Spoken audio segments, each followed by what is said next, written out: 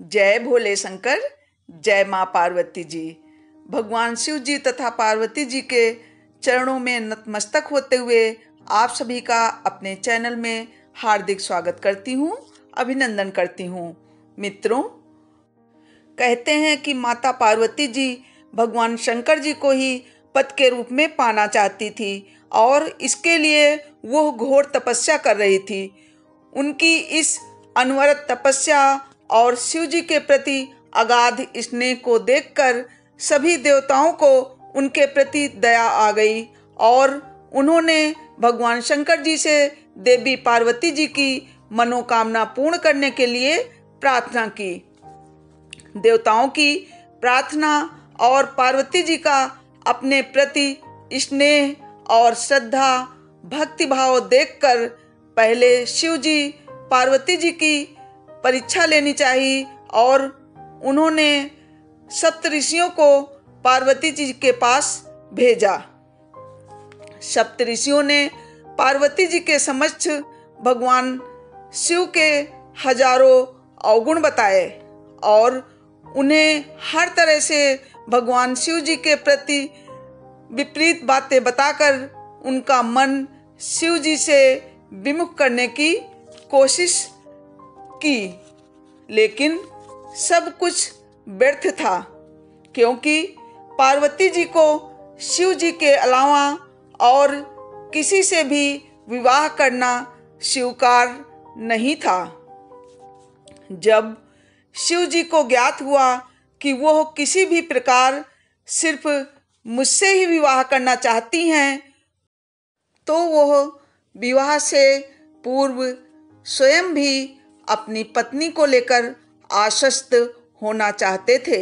इसीलिए भगवान शंकर जी ने स्वयं भी पार्वती जी की परीक्षा लेने के लिए मन बना लिया। माता पार्वती जी जहाँ तपस्या कर रही थी वहीं पर भगवान शंकर जी प्रकट हुए और पार्वती जी को वरदान देकर अंतर्ध्यान हो गए। इतने में वहीं सामने तालाब में एक मगरमच्छ ने एक लड़के को पकड़ लिया और लड़का चीख चीख कर रोने लगा। आवाज सुनकर पार्वती जी का हृदय द्रवित हो उठा और वो तालाब के पास जा पहुंची और उनके देखते ही देखते मगरमच्छ लड़के को तालाब के अंदर खींचकर लिए जा रहा था। पार्वती जी को देखकर उस लड़के ने विनती की कि मेरा कोई नहीं है, ना माँ ना पिता ना कोई मित्र, कृपया हे माता आप मेरी रक्षा करें। पार्वती जी ने मगरमच्छ से लड़के को छोड़ने के लिए कहा, लेकिन मगरमच्छ ने कहा कि एक दिन के छठे पहर में जो भी मिलता है उसे मैं अपना आहार समझकर स्वीकार करता हूँ, ये मेरा नियम है। ब्रह्मदेव ने इसीलिए दिन के छठे पहर में इसे मेरे पास भेजा है, इसीलिए मैं इसे नहीं छोड़ सकता। पार्वती जी ने मगरमच्छ से कहा, बदले में तुम्हें जो चाहिए मांग लो, लेकिन इसे छोड़ दो। पार्वती जी की बात सुनकर मगरमच्छ बोला, मेरी शर्त है कि आपने इतने सालों तक तपस्या करके शंकर जी से जो वरदान लिया है उस तपस्या का फल मुझे दे दो तो मैं इसे छोड़ दूंगा। पार्वती जी ने मगरमच्छ की यह शर्त मान ली और कहा कि अब तुम इस बालक को छोड़ दो। पार्वती जी का इतना बड़ा त्याग देखकर मगरमच्छ ने उन्हें बार बार समझाने की कोशिश की।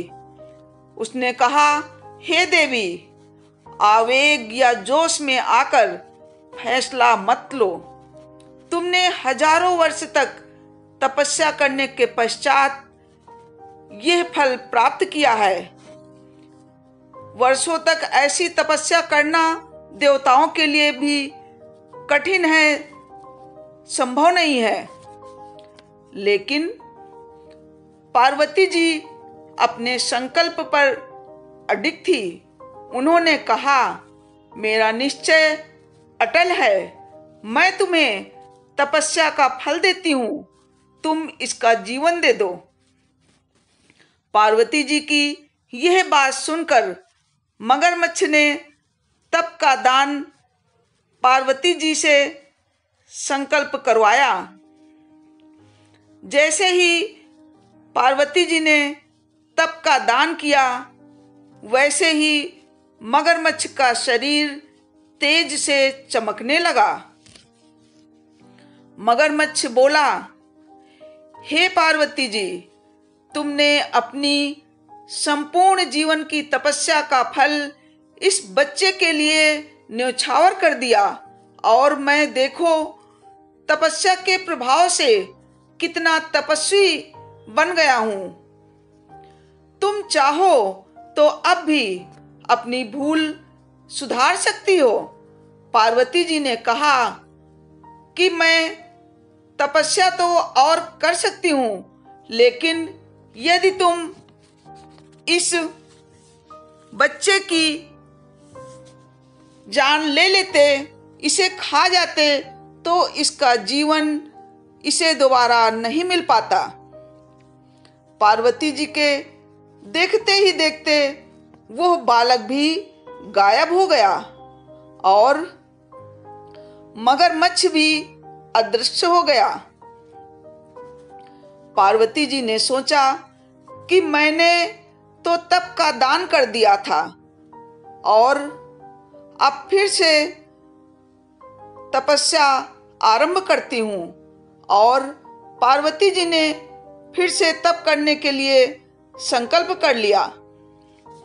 पार्वती जी की यह दृढ़ निश्चयता को देखकर भगवान शंकर जी पार्वती जी के समक्ष प्रकट हो गए और उनसे बोले, हे पार्वती जी, अब तपस्या क्यों कर रही हो?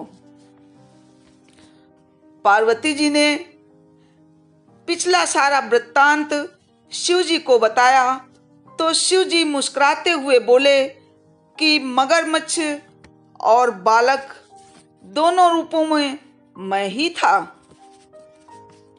तुम्हारा मन प्राणी मात्र में अपने सुख दुख का अनुभव करता है या नहीं, इसी की परीक्षा लेने के लिए मैंने वह दोनों रूप धारण किए थे। अनेक रूपों में मैं दिखने वाला वास्तव में एक ही हूँ। मैं अनेक शरीरों में, लेकिन उन शरीरों से अलग निर्विकार हूँ। तुमने अपनी तपस्या का फल मुझे दिया है, इसलिए अब और तप करने की आवश्यकता नहीं है। पार्वती जी ने भोले शंकर को नमन करके प्रसन्न मन से उन्हें विदा किया। जय पार्वती जी, जय भोले शंकर। आप सभी पर भगवान शंकर जी की और माँ पार्वती जी की कृपा हमेशा बनी रहे। इसी के साथ मित्रों, मैं अपनी वाणी को विराम देती हूँ। मित्रों, आपसे निवेदन है कि अगर आपको मेरा ये वीडियो थोड़ा भी पसंद आया हो, आप इससे थोड़ा भी मोटिवेट हुए हों, तो प्लीज़ मेरे वीडियो को लाइक करके मित्रों में अवश्य शेयर करें। और अभी तक आप मेरे चैनल को सब्सक्राइब नहीं किया है आपने, तो प्लीज़ मेरे चैनल को लाल बटन दबाकर सब्सक्राइब अवश्य कर लें, जिससे कि अन्य वीडियो की नोटिफिकेशन भी टाइम से मिलती रहे। और बेल आइकन को दबाना बिल्कुल भी न भूलें। जय माँ पार्वती जी, जय भोले शंकर। आपका दिन शुभ हो, आपके परिवार में सभी सुख समृद्धि युक्त हों। इसी कामना के साथ फिर से हम सभी बोलते हैं, जय भोलेनाथ, जय माँ पार्वती, जय भारत, वंदे मातरम। अपना ख्याल रखिए।